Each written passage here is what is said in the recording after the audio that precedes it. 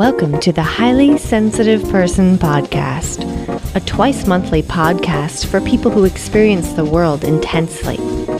Join me on a journey of acceptance of our highly sensitive person traits. Welcome to episode 67 of the Highly Sensitive Person Podcast. I'm your host, Kelly.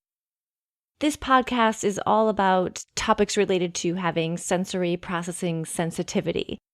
Today, my guest is Motter of the Introvert Extrovert podcast. The podcast is an examination of life as both an introvert and an extrovert because Al's co-host on the show, Johnny, is a highly sensitive extrovert. And I interviewed Johnny back in episode 60. But Al, my guest today, is an introvert who does not have the trait of high sensitivity. At least we think he doesn't, and we'll talk more about that later in this episode. Al is a developmental psychologist, and we became friends a few months ago when I was on his show. And Al has lots of great insight into being highly sensitive because he's not, and because he just thinks about this stuff a lot. Al, thanks so much for being on the show today. Thank you for having me. I appreciate it. You know, I've been a fan and I've been listening, and I was hoping that I would have an opportunity to talk to you. One, because I was jealous of Johnny, and two, because you guys were laughing at my kidney stones. If you listen to that episode towards the end there, he was saying that I couldn't talk to him about having kidney stone pain because it hurt him. Right. And then also, I recently had some experiences where I got to, take a little step into your guys' shoes because I've had the most difficult time understanding what it's like to be more highly sensitive because I'm really not very sensitive to stuff at all. It takes a lot for me to feel, and I've been jealous of the conversations I hear you have with people. I really loved when you had Oliver Berkman on, and when you had Amy Moran, and you had Nikki on there. That you all seem to just have this understanding of what's going on, and I've always wished I had. I wish I understood what it was like to really feel something intensely, because I don't. That's so interesting. And that's an interesting thing, I think, for a lot of us HSPs to hear, is because we never think about that. Well, I think you always think about the bad side of it, that when something's overwhelming and you feel like you shouldn't be upset about it. I remember you were talking about crying in an episode, and how when you get in front of people that you feel this embarrassment that almost makes you more likely to cry. And I'm the exact opposite. If I'm in a situation where I guess I would feel like crying, I get angry. And I get less likely to cry, and I get more likely to get upset, physically upset. So I had to learn to control myself. So now I just kind of don't feel anything at all. But anger is still an emotion. Well, see, that's the thing. I can control it enough. If you are really upset and you feel like crying, you need to leave the room because you're going to go have a cry no matter what. You just don't want people to see it. I get angry. I'm like, okay, fine. Yeah, you know how to deal with it. I'm angry now. It's that's how I get angry, by the way. I'm like, I'm angry now. So I wanted to ask you, when you were talking about how you're very not sensitive, can you give me some examples of ways that you feel like would be very different than how a highly sensitive person would react to something that illustrate how you're not very sensitive? Oh, absolutely. Okay. So as I'm definitely very introverted, and I have a job where I work with students, or the job I have right now is I work with students. I tutor them with SAT and ACT or any kind of college entry kind of testing. And they are very upset sometimes, where they're stressed out. They're trying to, they're working on the rest of their lives. They're only 17, 18-year-olds. They're very emotional. And they'll actually sit down and break down and cry in front of me because they're having such a hard time. And I'm trying to feel that, but I just sit there and look at them and think, okay, do we need a tissue? Do we need to take 5 minutes? Because I really need to get through this time testing right now, and you need to stop crying because it's weird. And I don't know. Also, when I had kidney stones, I was in a lot of pain. Apparently, it's supposed to be one of the most painful things. And I remember laughing thinking about how much it hurt. When I first got it, I woke up to the pain, and it was like kill me now pain in my body. It would almost be like if you woke up and you were giving birth to a baby rock. I guess is what it would be similar to internally. And I felt this horrendous pain. And I remember I called my stepdad, and he said I kept laughing often. But I mean, it was so blindingly painful. I couldn't walk. I couldn't move. I couldn't even make full sentences. I couldn't do anything. But the whole time I'm sitting there going, this is ridiculous how much it hurt. And I kept laughing. Well, I guess it's just a different way of dealing with it.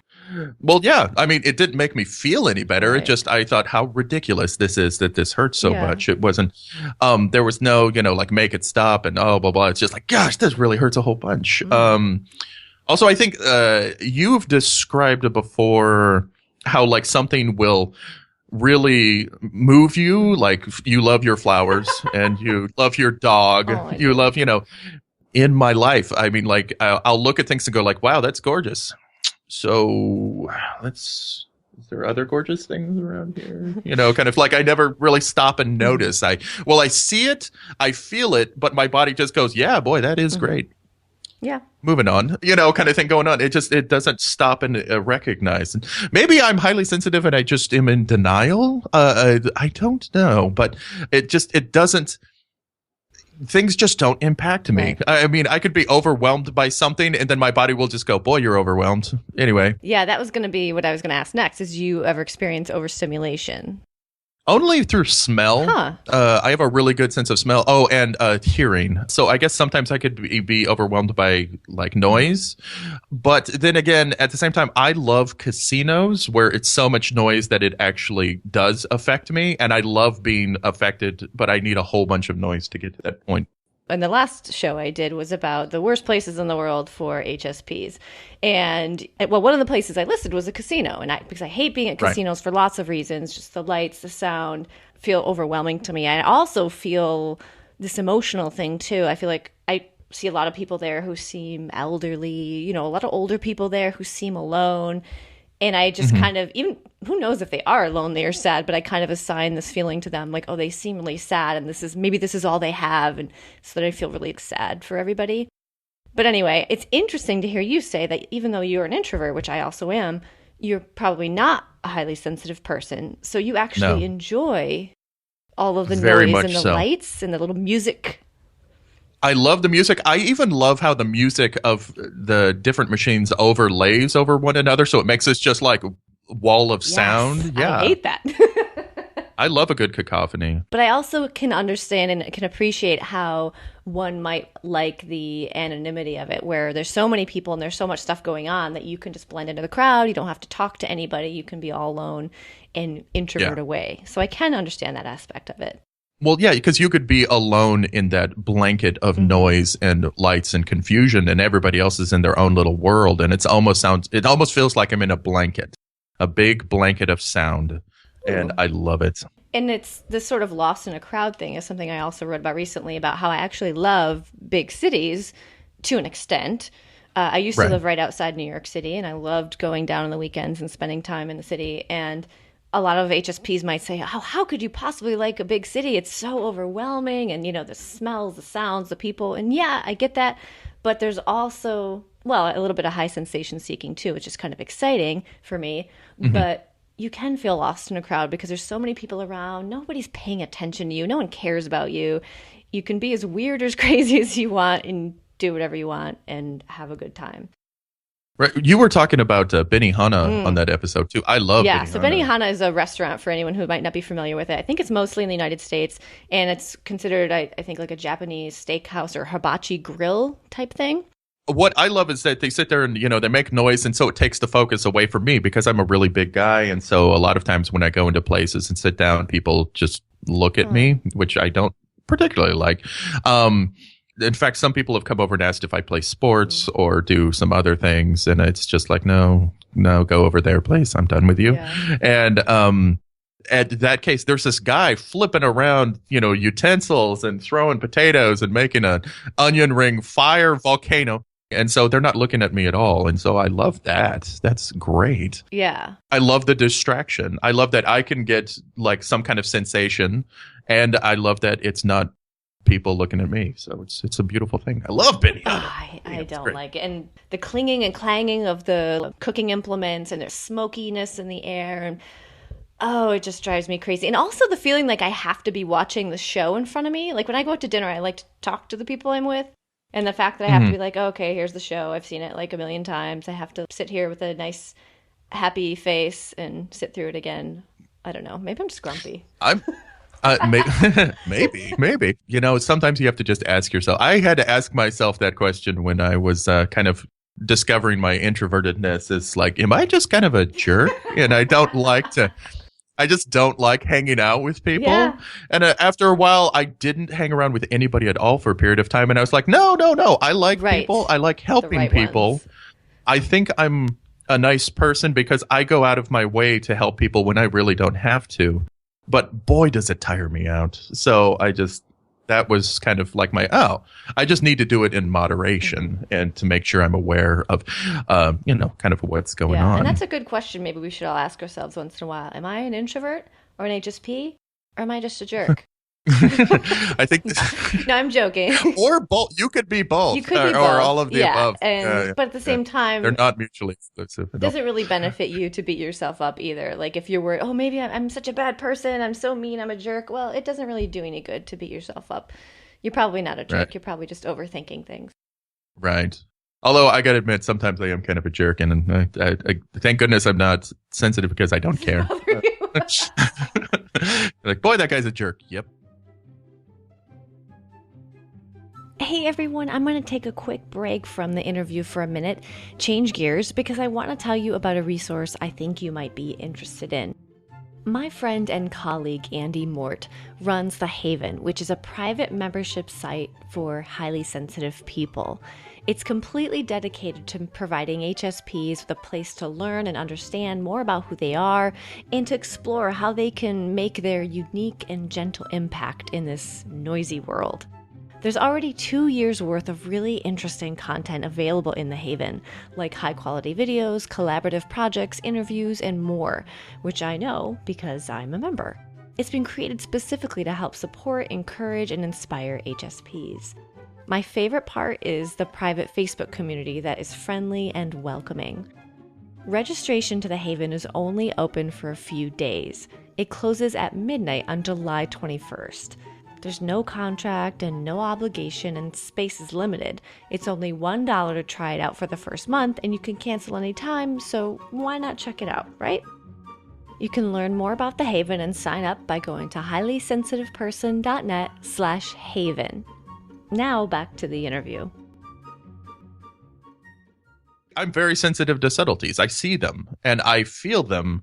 I just am not overwhelmed by them in any way, shape, or form, except for recently. I recently had kind of an experience where I was very much feeling sensitive for about a good month or so. So what happened?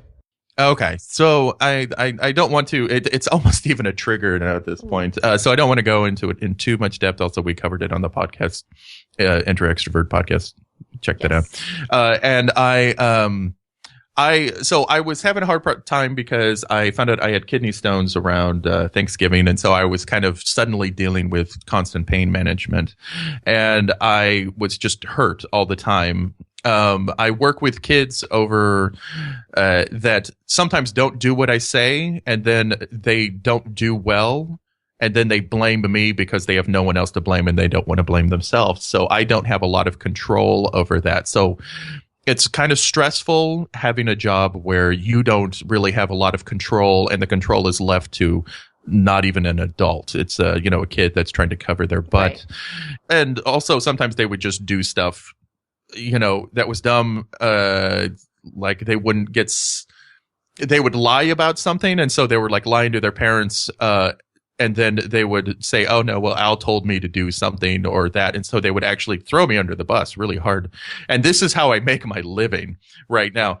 And so they were affecting my job with their lies, which kind of you would expect, because a lot of people don't really know themselves at that point, and I don't blame them, but it definitely hurt me. So I didn't have the anger, but I saw the lack of paycheck if I had to stop working with someone. So it was obvious. And so I was getting stressed out about that. So dealing with pain. And then I had a loss. My uncle died, who was kind of like my mentor. And so I was upset about that. And so all this stuff, it was the end of the year. Everything kind of came to a head and I was feeling kind of anxious. And so I didn't have any anxiety medication. We've both talked with Amy Marin, and she's expressed that anxiety is one of the most treatable. And I've heard this as well when I was going to school, that anxiety is a very treatable thing at this point. Such a relief to hear. Yeah. If you actually just go in and talk to someone, there's lots of ways to treat anxiety, whether it's through medication or through therapy. So, that's a good thing. So I went over to urgent mental health services just because I was like, I'm really overwhelmed because there's just too much stuff going right now. And I think I either need to talk to someone or I need some medication.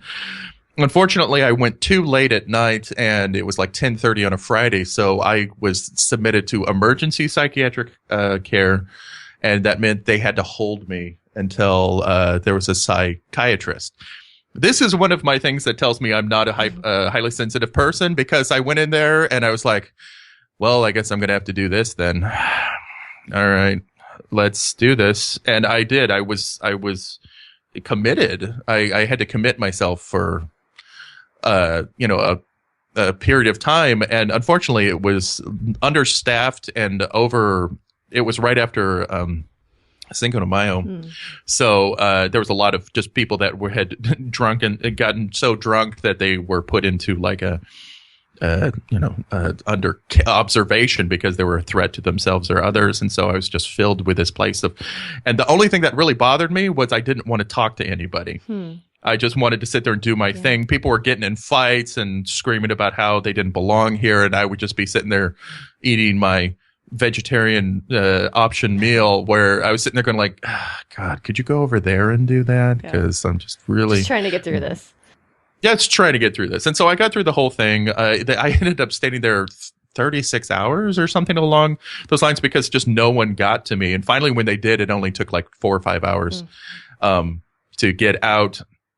And then they gave me a medication that just did not agree with me. That was like an anti-anxiety medication that they said you should take this for a while. And so it threw my brain chemistry off, and it made me very, very sensitive, very hypersensitive. So tell us about that. Yeah, there was a discussion between me and my therapist afterwards, and she said that generally, if there was a 1 to 10 scale of sensitivity, that I would run at about a 3, 1 being like, numb, and 10 being like you're actively having a panic attack. That if the average person, or I don't even believe in average, if standard you would run about a 5, that I run at about a 2.5 or 3. Wow. And that a highly sensitive person would probably run at about like a 6 or, like a little bit more apt to, be affected by something or upset by something. And she said I was probably running at about an 8 at that point, where I was literally every 48 hours. I couldn't go 48 hours without possibly having some kind of panic or anxiety attack where I had to take constant medication. So I was super hypersensitive. And she said that my body would naturally work its way back to where it was happy, which was, about a 3. But during that time, I spent about 3 weeks being super hypersensitive. Everything affected me. Like if I had the wrong meal, I felt like I was going to have a panic attack. If I had too much salt, if I, got stuck in traffic, I thought I was going to have a panic attack. If I didn't get enough sleep by an hour, I thought I was going to have a panic attack. And these are things that I, have done my entire life with no care and no notice. And then suddenly I was, over affected. And then I got to this happy medium point for about a week, where I was probably running at about a 6, where I was not going to like have a panic, but I noticed things affected me so much more than they had ever had before. Where I would, I watched a movie called Meet the Robinsons and I was practically in tears at the end. I remember I was getting teary watching an ad on, just regular TV. But then also I saw something. Oh, I saw like a movie that was making me so happy. And then I was listening to music that was making me so happy. I was listening to your podcast and I was just like, wow, this is great.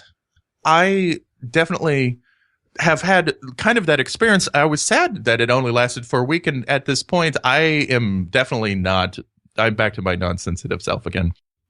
But the doctor described it to me that it's maybe better to be somewhat sensitive in many ways, because although through discussion, she and I kind of worked it out so it's almost like a car alarm, or maybe even someone like telling you, your body like sounding off that there's something wrong, is that your alarm or that, voice that tells you something's wrong is a little louder than other people's. But at least it's telling you there's something wrong. Right. My body only whispers. It whispers, says like, you need to go to the doctor, kind of thing. You're in massive pain. You should do something. But I don't know if you've ever watched a scary movie. I wouldn't suggest it because I found that I could not watch scary or kind of violent movies while I was in my sensitive point there. Why not? Like, what happened if you tried to? I got scared. I got nervous. I got sick. I actually felt like nauseous a little bit suddenly. And then now I'm okay again. Do you know why that medication made you feel more sensitive? Yeah. It was a mix between like they call it a CSN. It makes it so you can't feel so, but it actually it affects your brain chemistry enough that you don't feel stuff as much. It almost completely, like your body doesn't have a reaction to things. So it takes you to almost nothing. It's a suppressant for the stimulus that your body goes through. And then at the same time, I was also taking an SSRI, which is a simple serotonin reuptake inhibitor, which was something like Prozac. And so it basically means that your body becomes more able to be susceptible to the serotonin that's in your body, that's made naturally. So all of a sudden I was taking both of these. So it was like, it was bringing me down, but then I was also having to like a central. And then at the same time, I was also taking something that was making me feel a little bit perkier, I guess, at the same time, and sensitive to things. And so I had actually made myself into a more highly sensitive person through medication, I guess.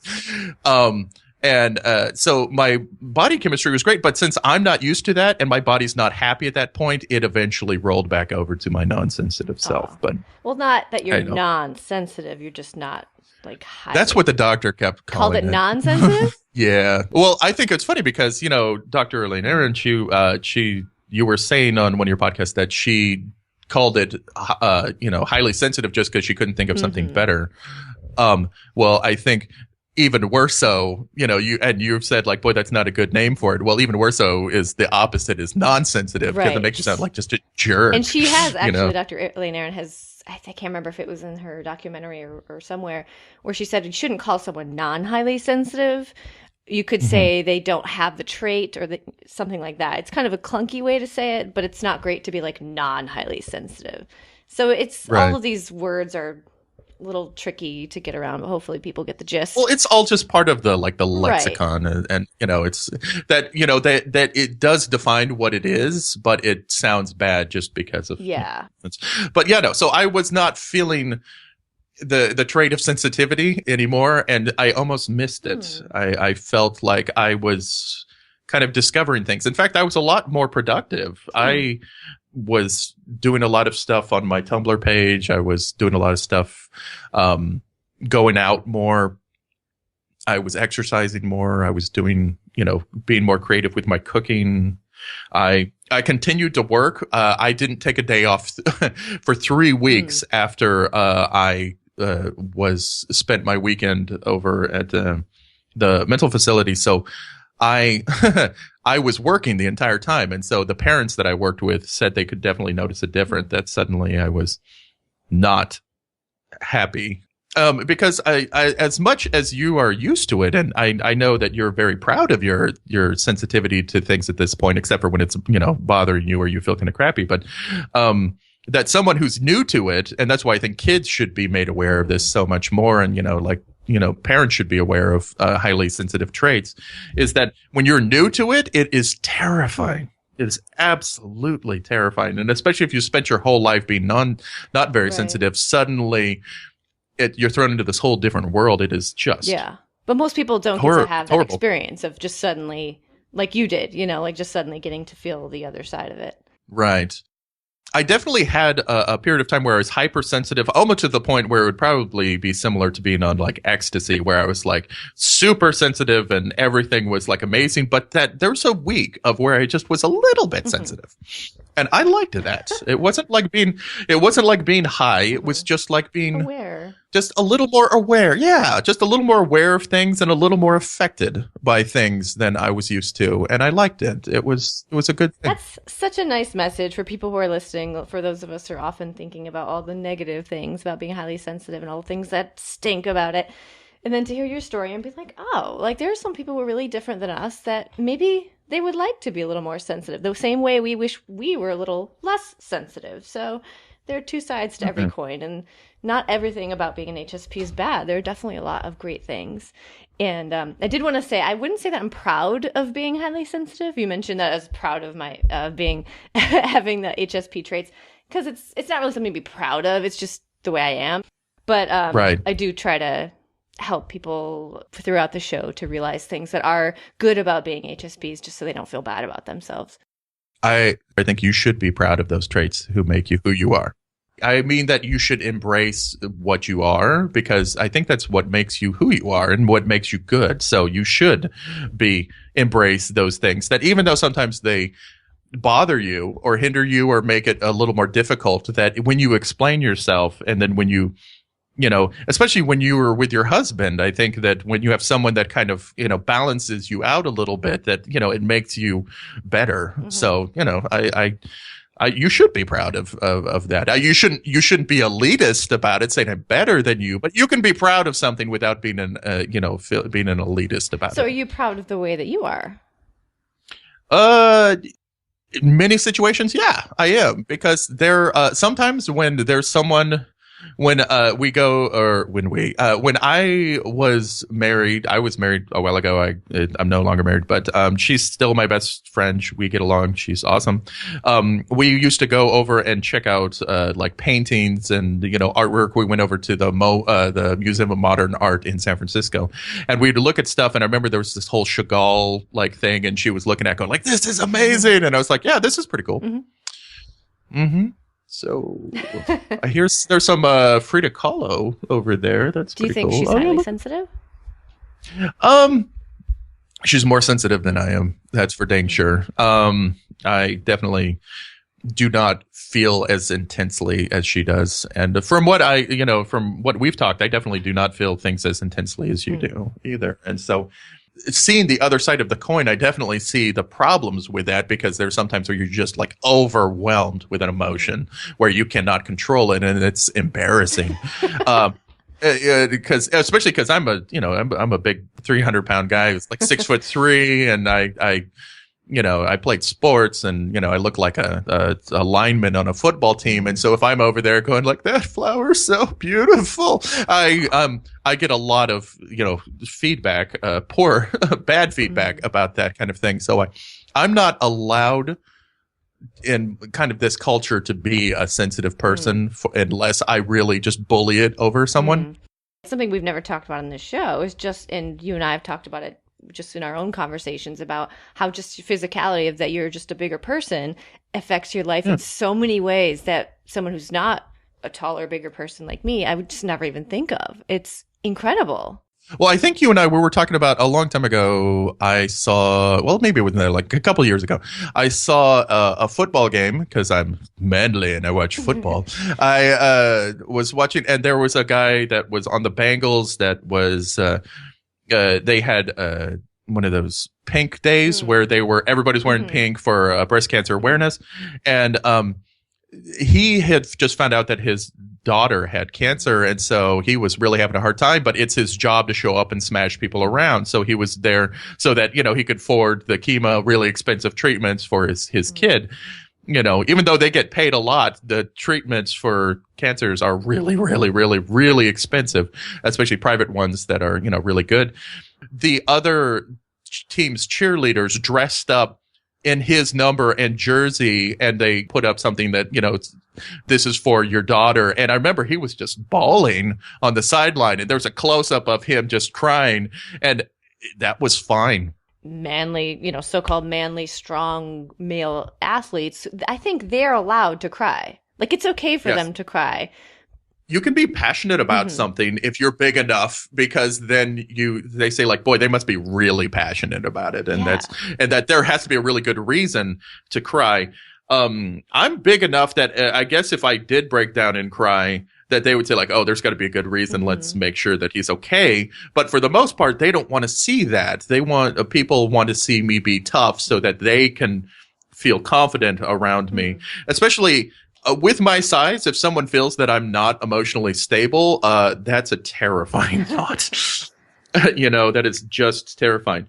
While on the other case, if someone's like a smaller and I guess female in our culture, that if you're a little more sensitive, that's expected, but it's still not okay, because then they'll give you like stupid excuses like, oh, she's just sensitive, or she's just a woman, or something, some horrible, just stereotypic sexist kind of thing going on there. So I guess you're allowed to be more sensitive, but you're still judged harshly about it. I'm assuming that sometimes I remember speaking with you about that you were in some kind of meeting or something like that. Maybe it was on the podcast.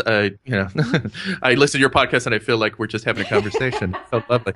That you would be, at a meeting or something like that, and they were saying something like kind of horrible, and you wanted to cry and you wanted to leave, but you knew you couldn't, and that just an embarrassment of like, I don't want to cry in front of these people. I don't want to give them the satisfaction kind of thing. There's been lots of times at jobs when there's been emotional situations, whether it's some kind of conflict that I'm witnessing. Even if I'm not in the middle of a conflict, it still feels so uncomfortable for me that it's just intense, and that intensity brings about emotions, including tears, and it's hard to hold that back. Also, I think I've talked about in job reviews, like if you have a 6-month or 1-month review where you meet with your boss and they kind of just review everything about your job in general, that was always such a trigger for crying for me, which is so, maybe that's what I'm thinking of. It was so embarrassing, because this is like your moment, like your professional moment talking with your boss, but it was so intense that intensity just led to emotion, which led to tears coming out of my tear ducts.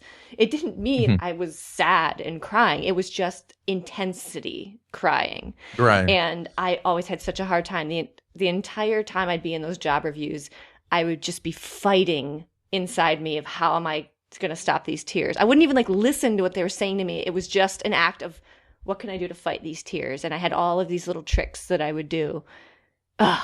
Like what? What did you do? Yeah, actually, I wrote a blog post about this a million years ago. I don't think anyone even really read it. Well, first of all, just don't really listen to what they're saying. Think about something else. Well, you're supposed to like listen so you can become better. Right, but what's more important at that moment? Crying in front of my boss? It would make me look so bad. I guess these are the things that someone like me doesn't understand. So yes, please keep going. Explain. I guess it depends on your boss, but the bosses I had were the kind of people who would see me crying and be like, oh, that's okay, that's cool. They'd be like, what's wrong with you? Why the heck are you crying? Because it wouldn't make sense to a quote unquote normal person to see me cry in a job interview. I wasn't even being like criticized. They weren't even saying bad, like, oh, you're doing a terrible job. They're usually saying like pretty good things. Why the heck crying would be such a weird thing? And it's unprofessional to cry in the workplace. So other things I would do is instead of looking at your boss in the eyes, hit in their eyes, look at something behind them or look at their chin. Don't look them right in the eye, because that's even more like intense. Another thing I would do is maybe as I'm sitting in the chair, do something with my hands, maybe like pinch my leg or try to do something to kind of like distract my mind from what's happening. those are the same things that Marines do to deal with if they're in a situation where they're being tortured. Oh, gosh. Yeah, it's because the intensity of that emotion. Is it that bad for you? It's not torture. It's just so hard to fight. It sure sounds like torture. It sure sounds like Maybe torture. Like trying to listen to someone talk about you and like fighting back tears. That sounds pretty bad. Yeah. Maybe not physical torture, but emotional torture of some sort. Yeah, it sounds pretty bad. I wouldn't want to equate it to like real torture. But personally, it was not great. In situations, well, I guess maybe I try and relate in that when I'm in a situation like I was at a grocery store and they suddenly closed 3 lines and the 2 lines that were left were backed up into the aisles into the store and nobody was coming and everybody was just talking garbage about what was going on. So it was just these lines where you couldn't go anywhere, surrounded by anger, and I am very not a super social person. So like being forced around this like social situation where people are asking you like, yeah, what should we do about this? And being angry about it. And it hurt me so much that I left. I just dropped all my, I spent like an hour getting groceries and I was like, nope, done. So what do you mean it hurt you?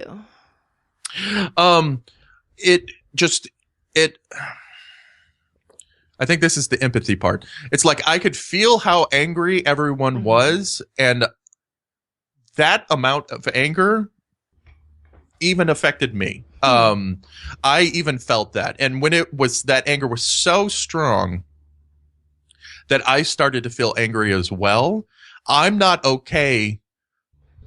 okay person to be around if I'm super angry. If I was as angry as these people, I would be hurting people and there would be problems. And they were just like, we should get someone fired and we should just take our stuff and leave and screw these people. And they were bumping into each other and being like, hey, I'm waiting here too. They were like arguing about like I was in line and, there was like because they had diverted funny and then they were trying to combine lines and stuff. And they were actually getting to the point of almost like, getting in each other's faces about like one space and line. And I was like, there's so much anger and so much just crowd. And I just put my stuff, I laughed, I put my stuff down and I left. And I just was like, I'm done. Well, that was really self-aware of you and smart of you to know that you needed to remove yourself from the situation before you start to get angry yourself. Right. So, I mean, I have that empathy where I feel the pain. I just don't have as much sensitivity to the pain. And so if I was as sensitive to it as these other people were, or, someone with more sensitivity, I would be not great. But I think maybe that's just something. Maybe I am highly sensitive and my body just realized that if I am, I'm a threat in some way. And so I need to not be. So, cause I'm not a very aggressive person unless I'm just overwhelmed to the point where I can't do it. It's fight or flight kind of thing going on there. So my body just won't let me get there. And that's an interesting scenario, what you said about the line at the supermarket. I think we've all been in a situation where there's a line that's taking forever or something goes wrong in the line at the supermarket that starts to annoy people, whether it's maybe not as extreme as the situation you explained, but something. And we've all been in that situation where people get annoyed and we start to get annoyed. Why is it taking so long? And it's interesting to think of how we all have different ways to deal with that. Do we join in and do we get angry too? Or do we just say, hey, this is life. What's the big deal? Let's just chill. Or do we leave? Or it's interesting how we all deal with that in different ways. And I guess it depends on what your level of mental strength might be. It's an Amy Morin type thing. Yeah. Well, I mean, I am. Amy and I were discussing this. I'm older than her. I'm stereotypically supposed to be tougher as a big guy. She's a little lady from the South, and that she's supposed to be. But I would definitely say she's more mentally strong than I am. But she might actually be even more sensitive than I am, though, as well. And I think there's some kind of like, cultural expectations and stuff like that of how sensitive you are. So I think, honestly, I would suggest everybody try and talk to someone who's a little bit more sensitive to try and get a feeling for what it would be like, because although it has its ups and downs, I mean, it's not a bad thing. And Right. I'm glad that you have your podcast. That I love listening to you talk about like your Thank experiences. you. But some part of me makes me feel a little bad that that it would be so rare that someone would be able to talk about their sensitivity, because it should be an open thing. Because I mean, it's, Yeah. it's the other side of a coin, that there are going to be people who are super, lack of a better word, I'm going to say tough, because I'm tired of saying not sensitive, super tough and just kind of like, "Ugh." And then but to, the creative, the more, like sensitive to things around, you need someone who's not. And I think the two working together makes like that complete awesome, expectations of what we have for people that, are way above everybody's heads. I think that is a great way to wrap this up. Al, thanks so much for being on the show today. Before I let you go, can you tell everyone where they can find you? Yeah, absolutely. I am on basically everything under the Introvert Guide or Introvert Extrovert. If you go to introextrapod.com, or if you go to iTunes for Introvert Extrovert, you can find the podcast that I'm on and that you have come on and talked with us before. And then also I'm on Tumblr, and for some reason I keep getting a massive amount of subscribers, and I don't know why, but apparently I'm doing something right. So check that out. Humble brag. Yeah, I am enjoying it quite a bit, because I get to, my phone's constantly blowing up. But I also, at the same time, I don't know what to do with it, but I just keep posting stuff, and people seem to like it. So check it out for yourself if you want to. Yeah, that's just a Introvert Guide on Tumblr. Awesome. Thank you, Al. Hey everyone, thanks for listening to that interview. You can check out the show notes for this episode at highlysensitiveperson.net/episode 67. And if you enjoy this podcast and want to support it financially, then please become a patron. Go to patreon.com/HSP. You can support the show by giving a donation in any amount. Even $1 is great at patreon.com/HSP. And I want to give a special thank you to the newest patron, Rebecca. Thank you so much. I also wanted to let you know that I have a pretty exciting thing coming up in the near future that I've been working on, and that is a highly sensitive person entrepreneur mastermind group. If you're interested, make sure you're on my mailing list. You can sign up at highlysensitiveperson.net, and there I will keep you informed of all the things going on with that. I think it's going to be really great. I'm really excited about it. Thanks so much for listening today, everyone. Talk to you next time.